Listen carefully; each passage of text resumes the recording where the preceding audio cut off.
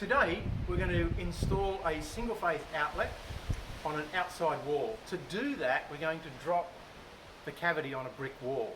Not an easy task sometimes because there's insulation in this wall. So we're going to drop a chain from the top, put a magnet in from the bottom. So we're going to put this outlet here, and what I like to do is go up at an angle. It'll make it easier to pull the cable in later.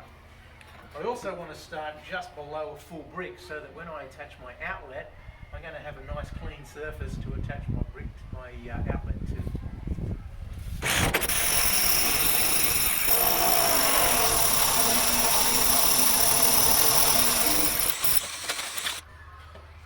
Now I know what you're thinking, that brick's not wearing any eye protection and he's not wearing any ear protection.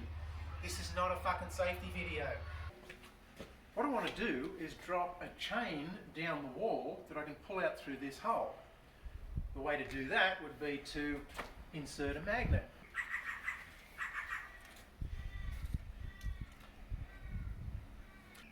Now, where are we going to find a chain? Look at this! That's perfect! And we'll take a little chain. Oh, look, it's even got a little clip on it. How awesome is that? I know I'm on the stick, I can see it moving. Oh.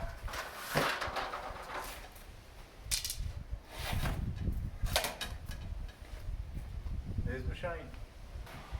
Personally, I prefer to just strip off a little bit of cable at the end so that when I attach it, I end up with a smooth transition. So I'll put that underneath with a smooth transition from thickness of cable to avoid the lump that you get at the start.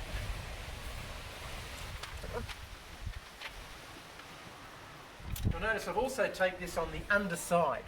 And the reason for that is when I pull it up past this brick, I don't want it catching on the top.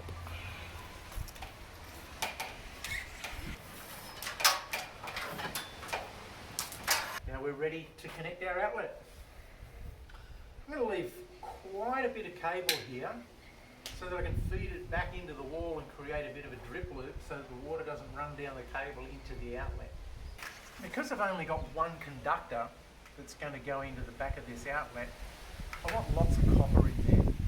So what I'm doing is just twisting this to open up those cores a little bit, and then when I twist it with my fingers and I let it go, it will end up nice and tight. I don't even need to twist it with my pliers.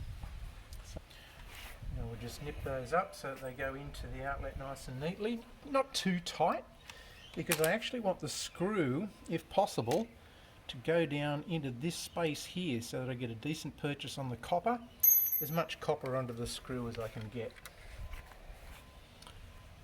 You'll notice when I put that in there, I try and put it in a little bit sideways, and the idea is it's a bit tight. The idea is to just make sure that the screw goes down on both sides of the cable and give me a good purchase on that cable.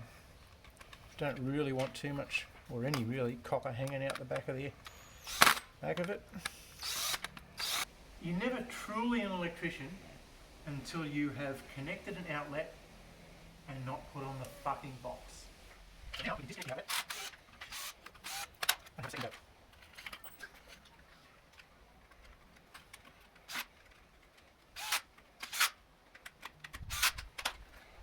Our outlet connected.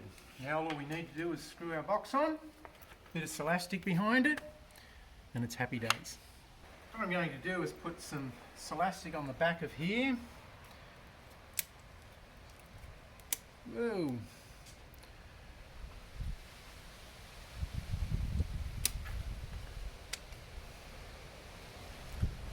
Damn.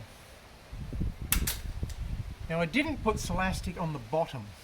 And the reason for that is I don't want water to be trapped in there. I'm only worried about water coming from the top. The Celastic will help this outlet stick to the wall. I've also put tape around the outside of the outlet so that Celastic doesn't look messy on the outside of it after it's finished. So we'll just tap those knock-ins in with my trusty hammer and my trusty dolly. Now if you come in close here, you'll notice that I'm not actually knocking the knock-ins all the way. They also have a slot in the top. The reason I don't like to knock them in all the way is because one day somebody might want to pull them out. They're easy to pull out with pliers. You can unscrew them a little bit, but that's rock solid there anyway. They don't need any more fixing than that.